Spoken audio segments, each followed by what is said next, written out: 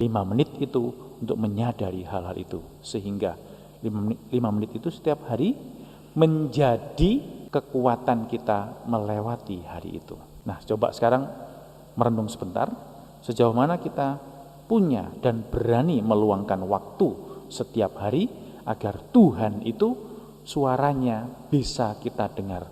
Bahkan pada saat kita gaduh dengan kekhawatiran, kejengkelan, kemarahan, iri hati kita. Dalam nama Bapa dan Putra dan Roh Kudus. Amin. Rahmat Tuhan kita Yesus Kristus, cinta kasih Allah dan persekutuan Roh Kudus besertamu dan sertamu juga. Para saudara terkasih, rupa-rupanya derita, kesusahan itu justru bisa menjadi langkah-langkah, tapak-tapak kita, jalan-jalan kita untuk menemukan Tuhan.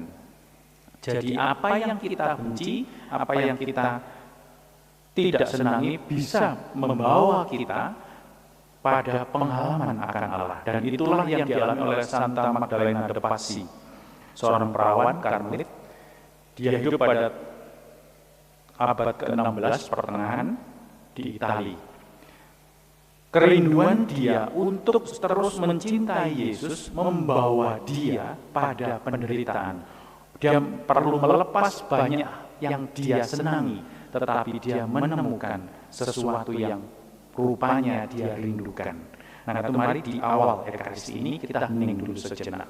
Kita kembali diam, kita kembali berhenti dari segala pikiran kita, segala yang kita inginkan, yang kita harapkan. Apakah kita berani masuk dalam pengalaman-pengalaman itu, ataukah kita mudah putus asa dan lari dari pengalaman-pengalaman yang tidak menyenangkan?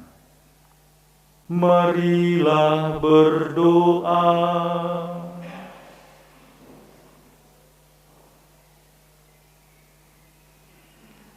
Ya Allah, pencinta kemurnian, pada hari ini kami menghormati Santa Maria Magdalena de Pazzi dengan perayaan.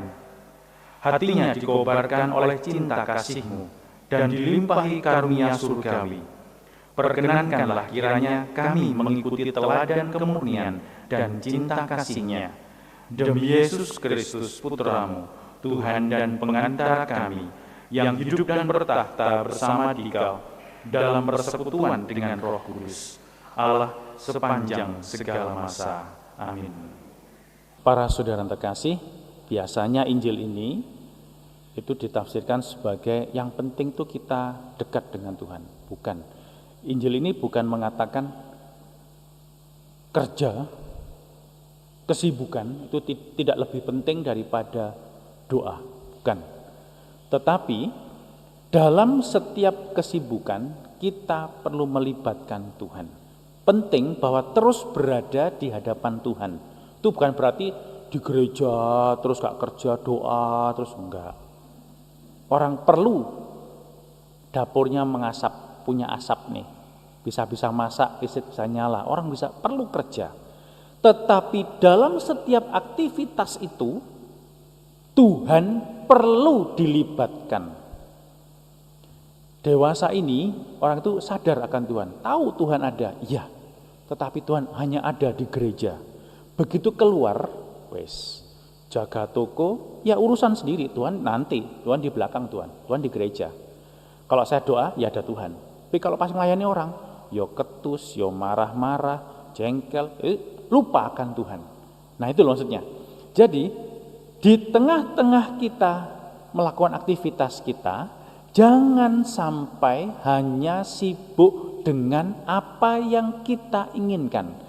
Kalau itu yang terjadi, tadi itu, Marta, kamu sibuk dengan apa yang tidak perlu, sehingga kamu jengkel, marah, iri hati.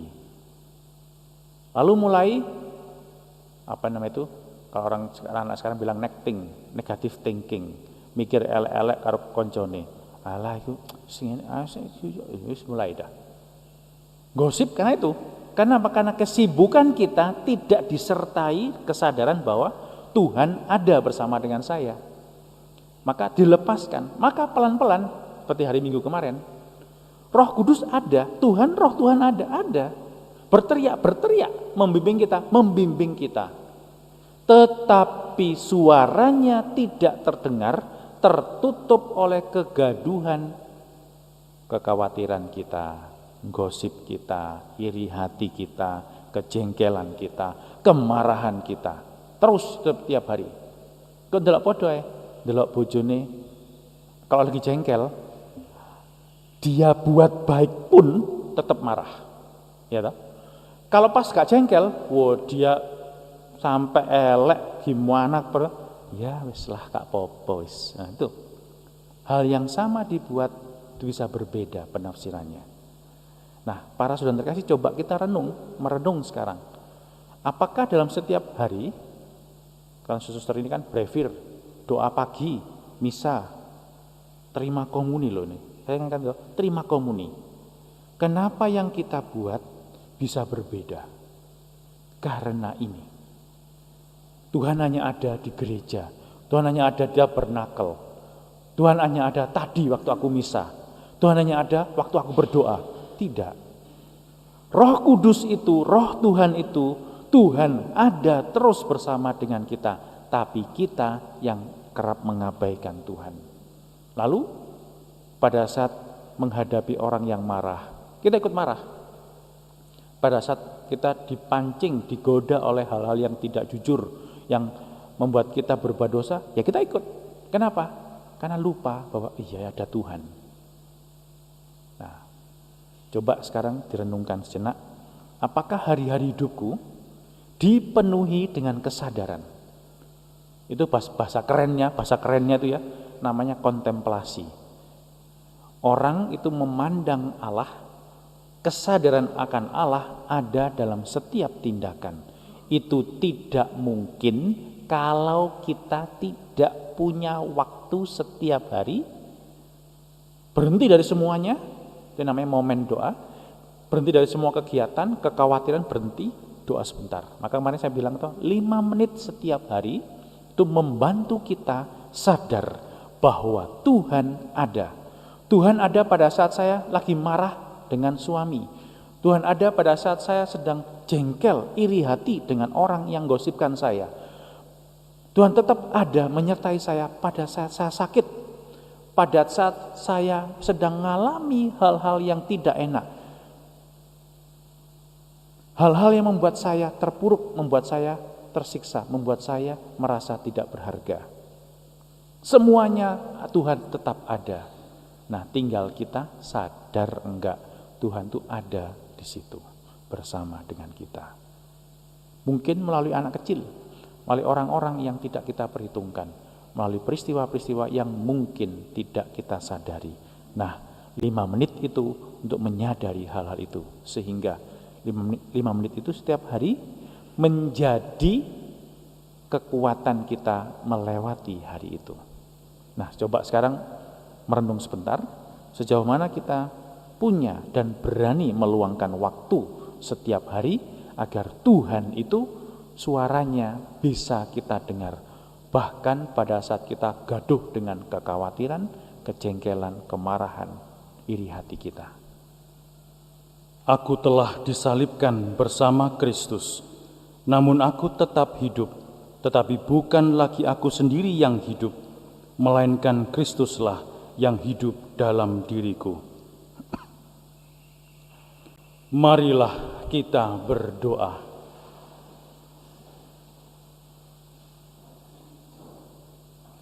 Ya Tuhan Allah kami telah disegarkan oleh anugerah-Mu. Kami mohon semoga kami dapat mengikuti teladan Santa Maria Magdalena de Pazzi, membawa kematian Yesus dalam tubuh kami dan berusaha berpegang hanya pada Dikau. Demi Yesus Kristus Putra-Mu, Tuhan dan pengantara kami, kini dan sepanjang segala masa. Amin. Tuhan sertamu dan sertamu juga. Saudara sekalian, hidup kita hari ini, anggota keluarga kita, dimanapun mereka berada, senantiasa dibimbing, dilindungi, dan diberkati oleh Allah yang Maha Kuasa, Bapa dan Putra dan Roh Kudus. Amin. Para saudara yang terkasih, dengan demikian Ekaristi Kudus kita telah selesai. Syukur kepada Allah. Pergilah, kita diutus. Amin.